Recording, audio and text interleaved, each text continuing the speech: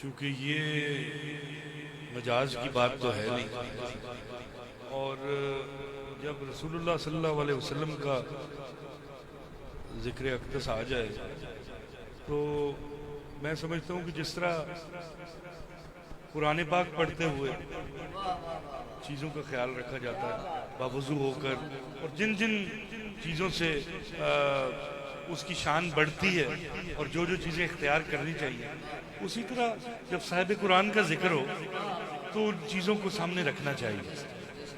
اس سے یہ ہوگا کہ آپ کے اس کلام کی، آپ کی اس پڑھت کی اللہ تعالیٰ جو ہے وہ شامل حال ہو جاتا ہے کہ یار میرے محبوب کا نام اتنے ادب سے لے رہا ہے، اس کے لیے اتنا انتظام و انصرام کر رہا ہے۔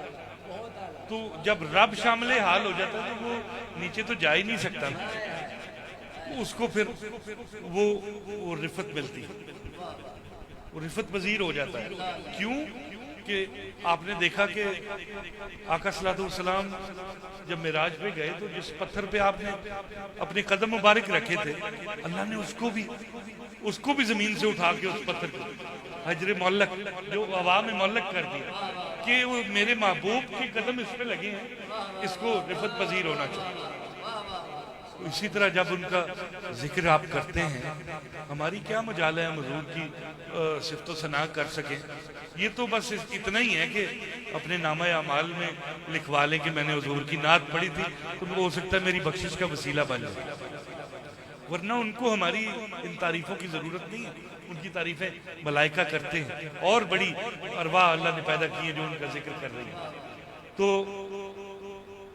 ادب جو ہے وہ کہیں سے کہیں لے جاتی ہے نعت خوانی۔ میں نے اپنے والد گرامی کو الحمدللہ دیکھا، اور محفل میں بھی دیکھا، پیچھے بیٹھتے تھے تو سامنے پڑھنے والے کے لیے پیچھے دعا کر رہے ہوتے تھے کہ مولا اس کی آج گڈی چڑھا دے، آج یہ ایسا پڑھے کہ آج کل کی نعت خوانی میں آپ دیکھ لیں لوگ ایک دوسرے کی ٹانگیں کھینچ رہے ہیں کہ یہ کرتا ہے، یہ کرتا ہے، یہ کرتا ہے، یہ کرتا ہے، لیکن 72 سال انہوں نے آقا صلی اللہ علیہ وسلم کی وہ کہتے تھے میں ان کا معاشقی ہوں، میں نے ان کے در کا پانی بھرتا ہوں۔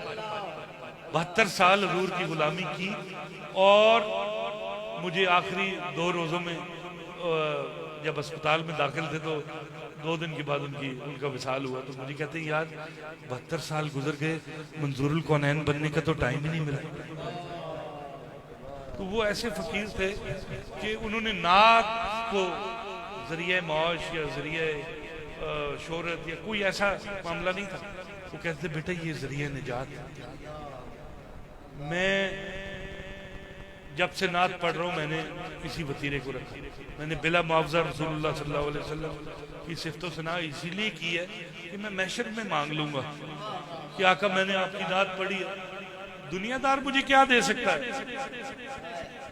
یہ ادب کی ہی میں بات کر رہا ہوں، دنیا دار نے مجھے کیا دینا ہے؟ تیرے چند پیسوں کے لیے میں مقام مصطفیٰ تو نہیں گراؤں گا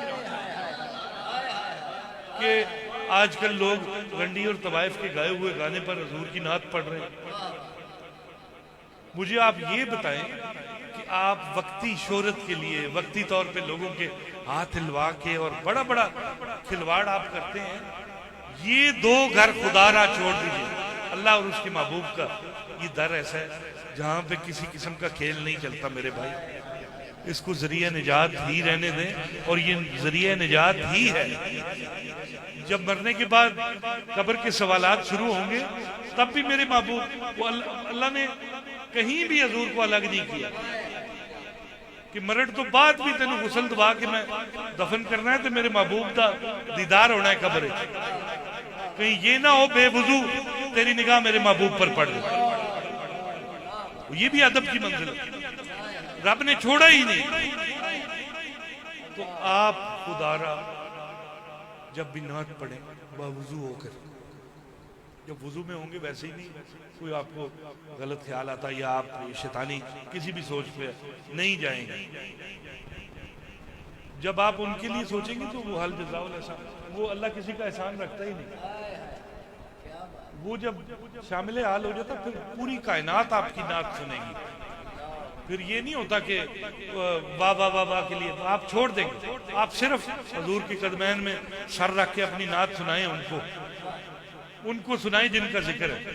پھر آپ دیکھیں کہ وہ کیا رموز و اسرار آپ پہ کھلیں گے. پھر آپ کی نعت کا معیار کیا ہو جائے گا. پھر جب آنسو گریں گے لوگوں کے یا آپ کے تو پھر آپ کی بخشش کا وسیلہ بن جائے گا وہی آنسو. تو روحانیت تب آئے گی جب آپ ان کا ادب کریں گے, ان کے بارے میں تھوڑا سا سوچئے. جب بھی نعت پڑھیں صرف نعت شروع کرنے سے پہلے سوچیں کہ میں حضور پاک صلی اللہ علیہ وسلم کا ذکر کرنے لگا ہوں اور میرے آقا اتنے حساس ہیں اپنے ذکر کے بارے میں کہ شیخ سعدی رحمۃ اللہ تعالیٰ, مجھے اب واقعہ یاد آ گیا, اور آپ نے لکھا بلغ العلا بکمالہ کشف الدجی بجمالہ حسنت جمیع خصالہ, تو قلم بند. آپ اسی پریشانی میں سو گئے اور میرے آقا رسول اللہ صلی اللہ علیہ وسلم خواب میں تشریف لے آئے اور آپ نے فرمایا سعدی اٹھو کیا لکھا. تو انہوں نے کہا کہ بلغ العلا بکمالہ کشف الدجی بجمالہ. ایک آپ کے جمال پہ لکھ دیا ہے, ایک خصال پہ لکھ دیا. تو حضور نے کہا کہ سعدی پھر کہہ کیوں نہیں دیتا صلو علیہ وآلہ. تو یہ چوتھا مصرع میرے حضور کی عطا ہے. دیکھتے نہیں دیواروں پہ لکھا ہوتا, ہر جگہ لکھا صلو علیہ وآلہ, وہ بھی رفت پذیر اس طرح ہر جگہ اوپر لگا ہوتا. تو یہ جو محبوب جو اپنے ذکر کو سننے والا اتنا حساس ہو, تو آپ کیسے بے وضو ہو کر اس کی نعت پڑھ سکتے ہیں. اسی طرح قاسم بن زہیر رضی اللہ تعالیٰ عنہ, آپ نے سیف من سیوف الہند لکھا ایک قافیہ میں, تو رسول اللہ نے فوراً منع کر دیا, میں ہند کی تلواروں میں سے تلوار نہیں ہوں, میں سیف من سیوف اللہ ہوں, میں اللہ دی تلوار جو ایک تلوار. تو حضور اپنے کلام کے بارے میں بھی بہت حساس ہے. اس لیے جب نعت پڑھا کریں تو آپ دیکھیں کہ مجاز کی اگر غزل بنانی ہو تو لال قالین سٹیج اور بڑے خان صاحب کو بلایا جاتا ہے اور 40 آرکیسٹرا میں بندے بیٹھتے ہیں, قسم کا میوزک سیٹ کر کے اور ایک مجاز کی غزل بناتے ہیں.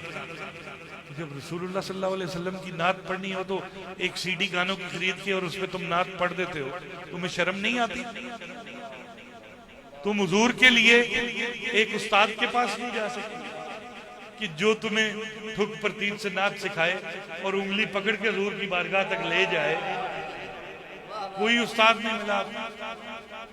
تو جب بھی آپ نعت پڑھیں کوشش کریں اعلیٰ شعراء کا کلام سانو بھی سلیکٹ کر لے, الیکٹ کر. میں سنتا رہتا ہوں, میں حیران ہوتا ہوں کہ لوگ اپنے کلام میں انگلش کے لفظ اور پتہ نہیں کیا کچھ کر رہے ہیں. زلف دا کنڈل کھول پتہ نہیں کیا کیا کلام. تو کیا آپ یہ سمجھتے ہیں کہ یہ ڈرامہ یہاں کر کے لوگوں کو نچا کے یہ حضور تک پہنچایا جائے؟ قطعاً نہیں. ملائکہ اس کو لے کر حضور کی بارگاہ میں نہیں جائیں گے, یہ ان کی شان ہی نہیں. وہ کلام ہوا میں معلق کر دیا جاتا ہے. پہنچے گا وہی جو اخلاص سے نعت پڑھے. کسی کشک بشک کی ضرورت نہیں ہے, صرف آپ کو مقام مصطفیٰ سے آگاہی ہونا چاہیے.